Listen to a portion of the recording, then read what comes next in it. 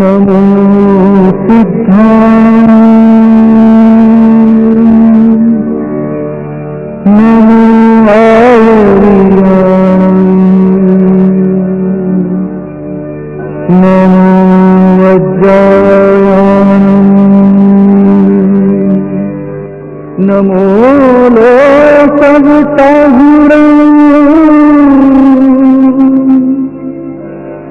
ऐसो पंचनकारो सर्वपावत्पणसं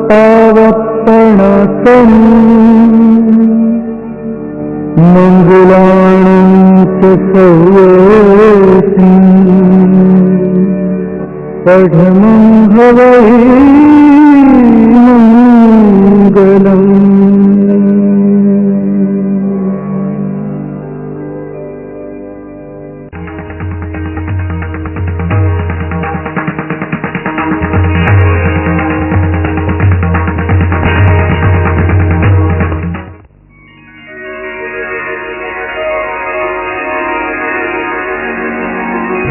प्रगति में किसी भी बात को अंतिम सत्य के रूप में नहीं स्वीकारा जाता है एवं इसी कारण विज्ञान अनेक स्थानों पर अपने सिद्धांतों में आमूलचूल परिवर्तन करते आया है।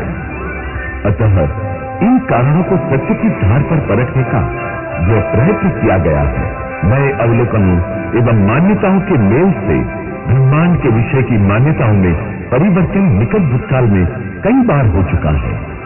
विश्व के मूल ढांचे के संबंध जब जब विश्व के विद्वानों ने विचार किया है, तब तब क्रांति हुई है। हमारी इस क्रांति का नाम है अपना सच्चा भूगोल।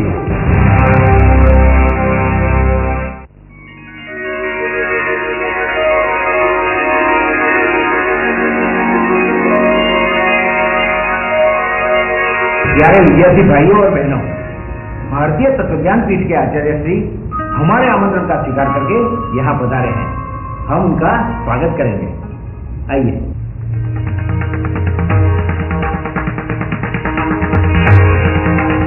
नमस्ते। नमस्ते। आचार्य श्री ने खगोल शास्त्र का गहन अभ्यास किया है। वे आपको अपना सच्चा भूगोल के बारे में समझाएंगे।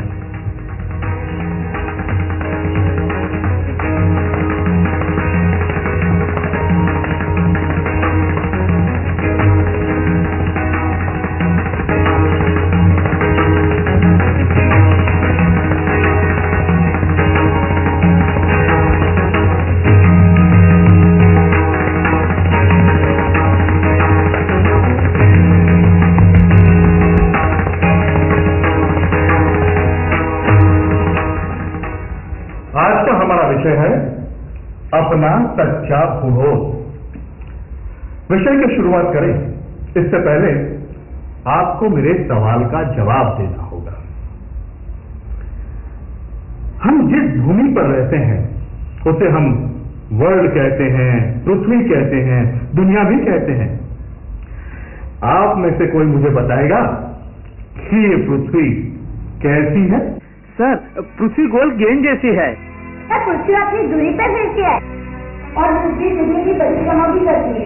आज तक आपको जो सिखाया गया है वही आपने मान लिया है, मगर पृथ्वी गोल नहीं है, अपनी धुरी पे फिरती ही नहीं है और सूर्य की परिक्रमा भी नहीं करती।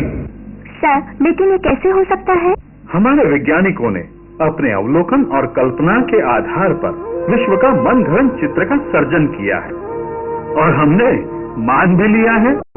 आज तक जो पढ़ाया और सिखाया गया ये सब हमने स्वीकार लिया, क्योंकि पृथ्वी गोल गेंद जैसी है। ये साबित करने के लिए सबसे पहले सरल प्रयोग और उदाहरण देखेंगे अपना सच्चा भूगोल में।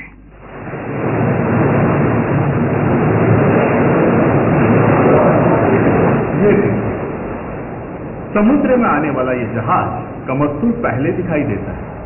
जैसे जैसे वो जहाज नजदीक आता है वैसे वैसे धीरे धीरे उसका ऊपरी भाग दिखाई देने लगता है और फिर उसके बाद नीचे तक संपूर्ण जहाज दिखाई देता है। इस अवलोकन से हमें बताया गया है कि पृथ्वी गोल है, इसलिए दूर से आने वाला जहाज पृथ्वी की गोलाई में दृष्टिगत भाग के नीचे रहने पर उसका सिर्फ मस्तूल दिखाई देता है, और जहाज नजदीक आने लगता है तो गोलाई के निचले भाग से ऊपर आने लगता है, और जब जहाज एकदम नजदीक आता है तो पूरा दिखाई पड़ता है। लेकिन यह अवलोकन अधूरा है, गैर समझ पैदा करता है। आपको यही तो सिखाया गया है, लेकिन अभी हम आपके सामने सच क्या है वो बताएंगे। देखिए, वही समुद्र, वही जहाज।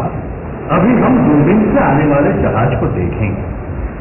वही जहाज जो अपनी नजर से बिंदु जैसा लगता था और उसका सिर्फ मस्तूल दिखाई देता था, वो दूरबीन से देखने से पूरा जहाज दिखाई देता है। इसका मतलब है कि पृथ्वी समतल है। भला ऐसा क्यों? वजह यह है कि हमारी आंखों की देखने की निश्चित क्षमता होती है, और इसीलिए तो जहाज बिंदु जैसा दिखाई देता है। जिसे हम मस्तूल का भाग समझते थे, वह वही दूरी पर दूरबीन से देखने से पूरा जहाज दिखाई देता है। इसका मतलब है कि पानी समतल है, पृथ्वी में गोलाई नहीं है, पृथ्वी गोल गेंद जैसी नहीं है। ये प्रयोग छोटा बालक भी कर सकता है। यह भी कहा गया है कि गुरुत्वाकर्षण के सिद्धांत के अनुसार जल गोलाई में रहता है, लेकिन पृथ्वी की गोलाई का सिद्धांत ही गलत साबित होने से गुरुत्वाकर्षण का सिद्धांत भी काल्पनिक है। अब देखिए ये रेलगाड़ी की पटरियां। रेलगाड़ी की ये पटरियां के बीच खड़े होकर दूर तक दृष्टि डालने से दोनों पटरियां एक साथ मिलती हुई दिखाई देती है। ऐसा क्यों होता है? अभी एक दूसरा भी चित्र देख लीजिए। इस चित्र में 4 कोने वाली पतंग उड़ती हुई दिखाई देती है। अभी देखो, एक पतंग कटकर दूर तक चला जाता है। कटी हुई पतंग बहुत ऊंचाई पर चली गई है और एक बिंदु जैसी दिखाई दे रही है। क्या ऊंची उड़ती हुई पतंग को देखने में पृथ्वी की गोलाई का अवरोध है? पतंग तो भला आकाश में उड़ रही है। अतः पृथ्वी की गोलाई का अवरोध कहां से होगा? सर, ये तो सोचने वाली बात है। सर, ऐसा क्यों होता है? इसका एकमात्र कारण है हमारी दृष्टि सीमा। जहां दृष्टि सीमा पूर्ण होती है, उसके बाद सभी वस्तुएं गोल बिंदु के रूप में दिखाई देती हैं। यह तो है हमारी आंखों की विशिष्टता, यानी कि देखने की मर्यादा, सीमा। सर, आपकी बात सच है। मैंने कई बार आकाश में धुआं छोड़ते हुए जेट विमान को देखा है। वो वैसे तो काफी लंबा होता है, लेकिन जैसे जैसे वो दूर जाने लगता है, एक छोटे से बिंदु जैसा गोल दिखाई देने लगता है। क्योंकि हमारी सीमा के पार चले जाने से वह भी गोल दिखाई देता है। लेकिन हमारी दृष्टि सीमा बढ़ाने के लिए जब हम दूरबीन का प्रयोग करते हैं, तब रेल पटरियां अधिक दूरी पर भी अलग अलग दिखाई देती हैं। वैसे ही बिंदु स्वरूप दिखाई देने वाली पतंग 4 कोनों वाली दिखाई देने लगती है, और वैसे ही जेट विमान भी दिखाई देता है। और फिर दूरबीन से देखने से सीमा के बाहर जाने पर पुनः यह सब चीजें गोल बिंदु रूप दिखाई देती हैं। चलो, अब हम आपको ऐसी ऐतिहासिक घटना सुनाएंगे जो मजेदार बात है। इसके पहले आपको बताना होगा कि सुएज नहर कहां आई है और उसकी लंबाई कितनी है। मैं बताऊं सर? हाँ, बताइए। सुएज नहर भूमध्य सागर और लाल सागर को जोड़ने का काम करती है और उसकी लंबाई 100 मील की है। बिल्कुल सही बात है, लेकिन ये सुएज नहर कैसे बनी, उसका रोचक इतिहास है। ब्रिटेन की हुकूमत से ये प्रदेश होते हुए भी ब्रिटिश इंजीनियरों ने स्पष्ट रूप से बोला कि भाई, ये 100 मील लंबी नहर बनाना मुश्किल काम है, हम नहीं बना पाएंगे। लेकिन फ्रेंच इंजीनियर